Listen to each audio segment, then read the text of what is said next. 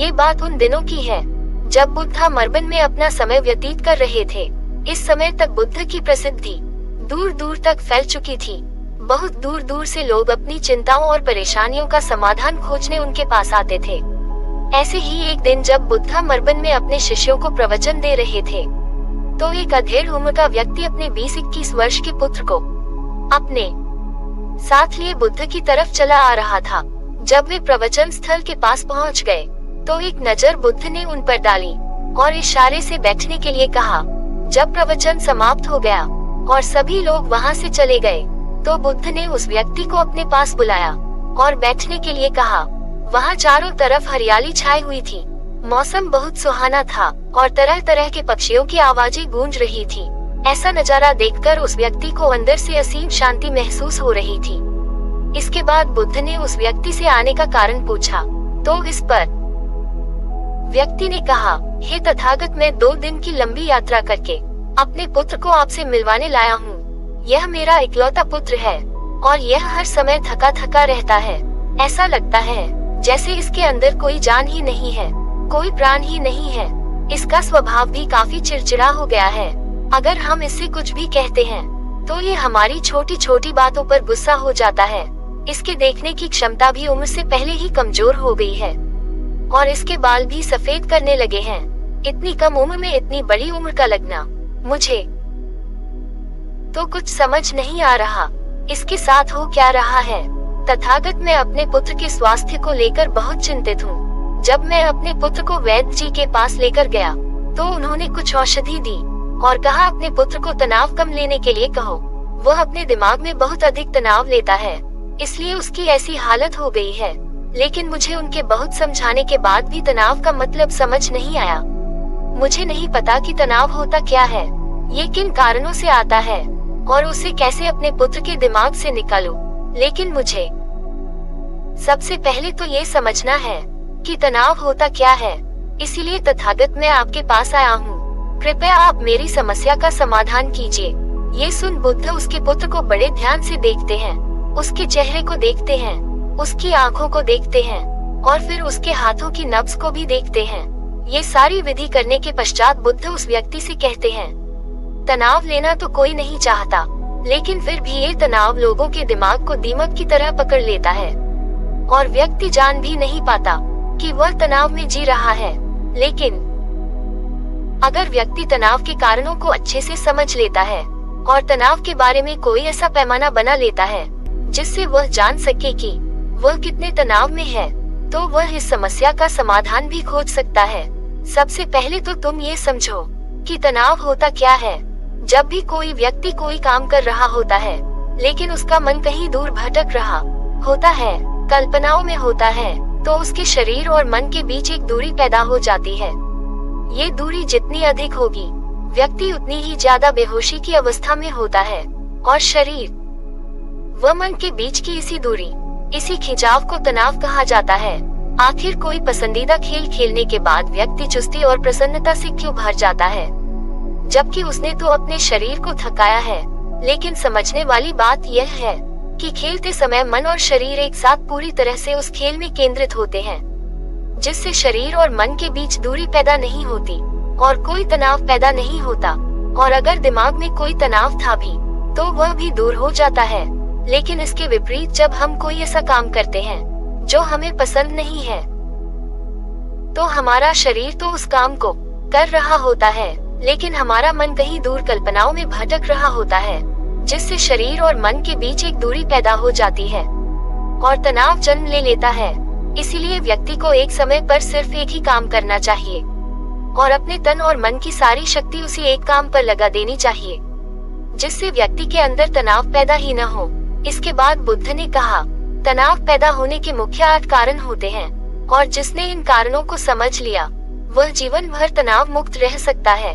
मुख्य कारणों में सबसे पहला कारण है अति महत्वाकांक्षी होना।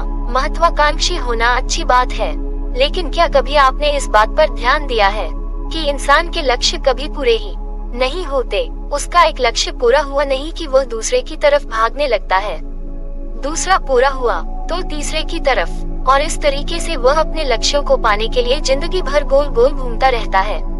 इसीलिए जो व्यक्ति अति महत्वाकांक्षी होता है, जिसने बड़े बड़े लक्ष्य बनाए होते हैं, वह वर्तमान में कभी रह ही नहीं पाता।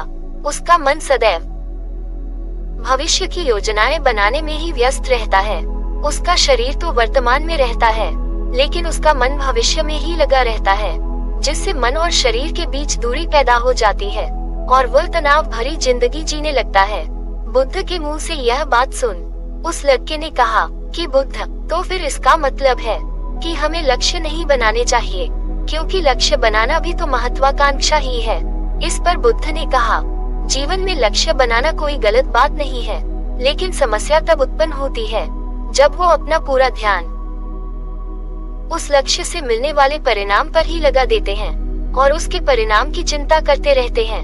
व्यक्ति को वर्तमान में जीना आना चाहिए।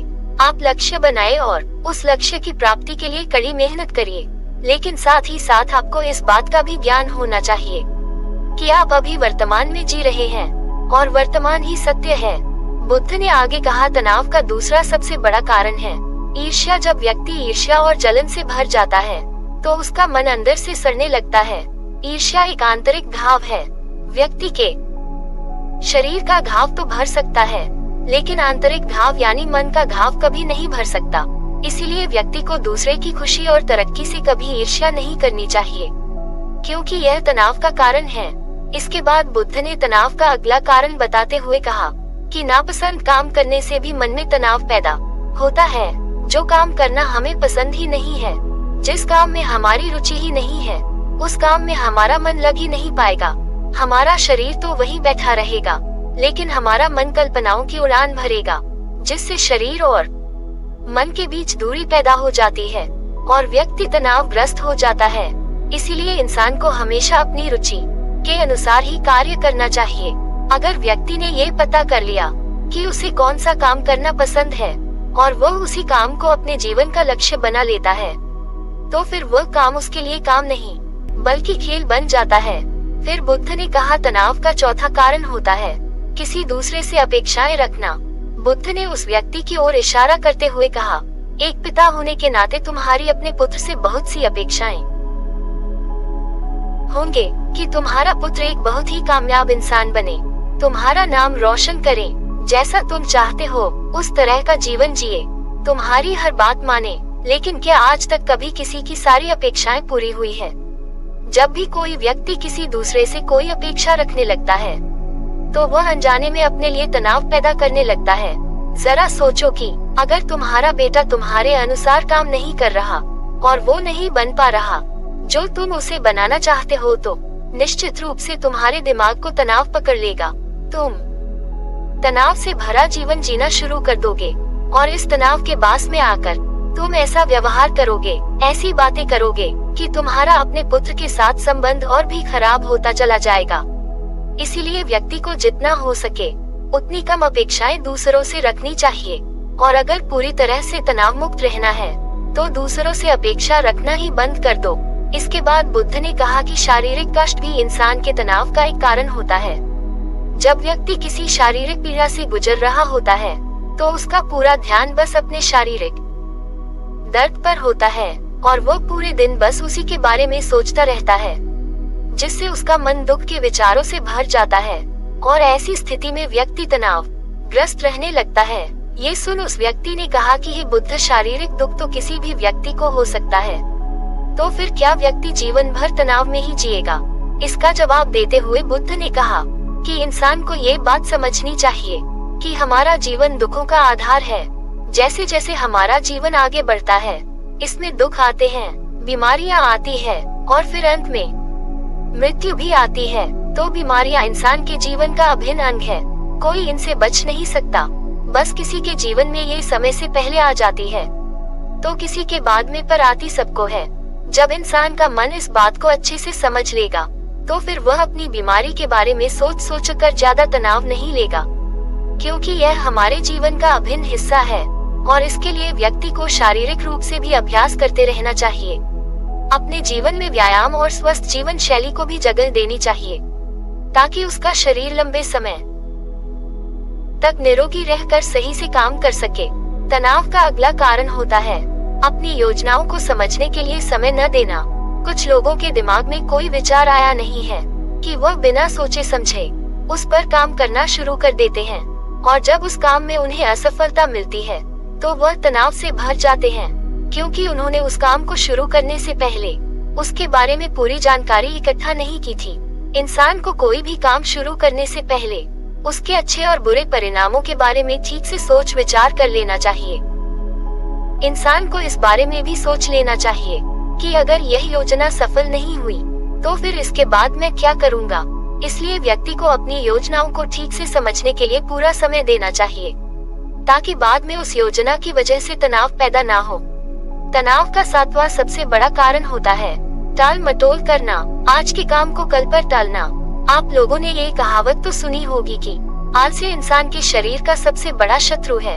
इंसान आलस्य की वजह से आज के काम को कल के लिए टाल देता है और फिर काम को टालना उसकी आदत बन जाती है। काम को कल पर टालने वाले व्यक्ति का काम कभी भी समय पर पूरा नहीं हो पाता, और अगर किसी तरह से पूरा हो भी जाता है तो वह उतना अच्छा नहीं हो पाता जितना अच्छा उसे किया जा सकता था, और फिर यह बात व्यक्ति के अंदर तनाव पैदा करती है। काम को टालना या काम को एकदम अंत समय पर करना एक आदत है, इसीलिए व्यक्ति न चाहते हुए भी बार बार अपनी इस आदत का शिकार बन जाता है और काम को टालता रहता है, और फिर जब काम की समय सीमा पास आ जाती है तो वह तनाव से भरकर काम को पूरा करने का प्रयास करता है। इसीलिए तनाव मुक्त रहने के लिए व्यक्ति को काम को टालने की आदत छोड़नी पड़ेगी, और ये तभी संभव है जब व्यक्ति काम को समय से पहले खत्म करने का निश्चय करे। सबसे आखिरी और सबसे प्रमुख कारण जो तनाव का होता है वह है ज्यादा सोचना। लगातार सोचते रहना भी एक बीमारी है, और यह उस व्यक्ति में सबसे ज्यादा पाई जाती है जो केवल कल्पनाएं करता है, जो अतीत की घटनाओं और भविष्य की बातों के बारे में सोचता रहता है, जो बेवजह के अनुमान लगाता रहता है।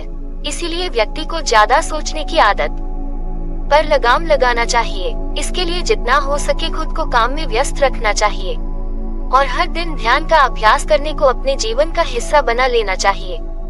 दोस्तों, यदि आपको यह वीडियो पसंद आ रहा है तो कृपया हमारी इस वीडियो को लाइक जरूर कर दें, क्योंकि आपके एक लाइक से ऐसी ही वीडियोज और बनाने के लिए हमारा प्रोत्साहन बहुत बढ़ जाता है। बुद्ध के मुंह से ये सारी बातें सुनकर उस व्यक्ति ने हाथ जोड़कर कहा, हे बुद्ध, मेरा पुत्र तो अभी मात्र 20 वर्ष का ही है और इसमें अभी इतनी समझ भी नहीं है कि यह आपकी बताई सारी बातों का एक साथ पालन कर सके। आप कृपया करके तनाव मुक्त रहने का कोई आसान सा तरीका बता दें, जिससे मेरा बेटा उसका अनुसरण भी कर सके और तनाव मुक्त भी रह सके। उस व्यक्ति की यह प्रार्थना सुन बुद्ध ने कुछ सोचते हुए जवाब दिया, अगर तुम इतनी सारी बातों का पालन नहीं कर सकते तो इसके लिए एक बहुत ही आसान विधि है। तुम एक बार में एक काम को करने पर ध्यान लगाओ। जिस समय जो काम कर रहे हो उस समय पर सिर्फ उसी काम को करो, सिर्फ उस पर ही अपना पूरा ध्यान लगाओ। और अगर तुम्हारा मन इधर उधर भटक जाता है तो जैसे ही तुम्हें याद आए फिर से वापस अपने मन को उसी काम में लगा लो।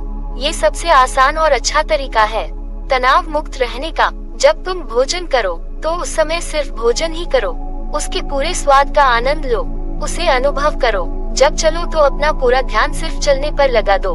इससे तुम्हारा मन और तुम्हारा शरीर दोनों एक जगह पर केंद्रित रहेंगे। दोनों के बीच दूरी पैदा नहीं होगी, जो कि तनाव का मुख्य कारण होती है। दोस्तों, आज की युवा पीढ़ी एक ही समय पर दो तीन काम करने की आदी हो चुकी है, जैसे फोन पर बात करते हुए गाड़ी चलाना, खाना खाते हुए टीवी देखना या फोन चलाना। और फिर इनकी शिकायत रहती है कि मैं तनाव में जी रहा हूँ, मेरा मन अशांत रहता है, मैं चिड़चिड़ा सा हो गया। जब कोई व्यक्ति एक ही समय पर तीन काम करेगा तो तनाव पैदा होना तो स्वाभाविक है, क्योंकि दिमाग तो एक समय पर पूरा ध्यान लगाकर सिर्फ एक ही काम कर सकता है। पूर्ण रूप से एक ही समय पर दो कामों पर ध्यान कभी नहीं लग सकता है। इसीलिए जहाँ तक संभव हो सके एक समय पर सिर्फ एक ही काम करने का प्रयास करें, वो भी पूरे ध्यान के साथ। दोस्तों, आशा करता हूँ कि आपको इस वीडियो से काफी कुछ सीखने को मिला होगा। आपने क्या सीखा कृपया हमें कमेंट करके बताएं। और अगर यह वीडियो आपको पसंद आया है तो प्लीज इसे शेयर जरूर करें। तो चलिए दोस्तों, फिर मिलते हैं अगली वीडियो में ऐसी ही एक नई और रोचक बुद्धा सम्यक वाणी के साथ। तब तक के लिए आप अपना ख्याल रखिए। धन्यवाद। नमो बुद्धाय।